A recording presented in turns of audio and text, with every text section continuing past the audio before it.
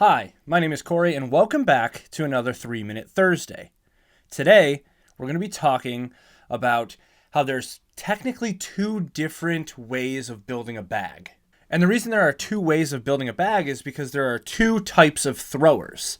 And depending on how you throw the disc, factors very heavily on how you want to build your bag. The first way is mainly for throwers that throw the disc identically every time, meaning there is no change in angle. It's just one stock throw, most likely slight hyzer, and that is just the way you throw it every single time. And then you build your bag around that by using every slot imaginable that you could possibly think of. You have your very understable disc, you have your understable disc, you have your neutral disc, you have your slightly overstable disc, you have your overstable disc, and you do that for every single section of your bag. Most of the time, this type of bag building contains different discs for every single slot. So you could have something like a Discraft Venom, you could have something like a Destroyer, and then you would have a Shrike, and then you would have a Sail from DGA. Those are all slots that you can throw the same stock throw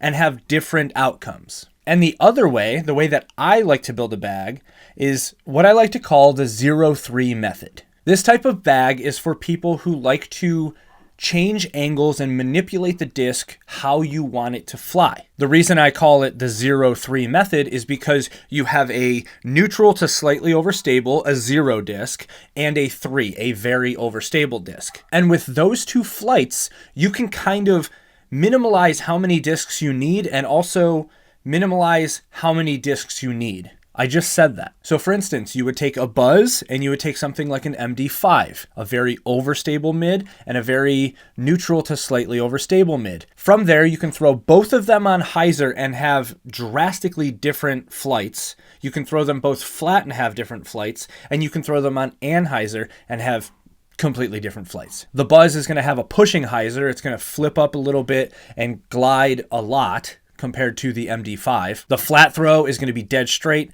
The anhyzer is going to be a turnover that pans and then slowly fights out at the end, as opposed to the MD5 being just a dumping hyzer. Flat, it's going to get to the left no matter what on right hand, backhand. And on a turnover, it's going to flex, but it's not going to get that much farther right than a normal straight shot with your Buzz. Out of those two types of bag building, what do you do? I personally like the latter because I like to have as little amount of discs in my bag as possible because I don't want to have so many choices. I know there's times where I like to fill my bag with just different molds, different plastic types, different everything. And then I get on the course and I'm like,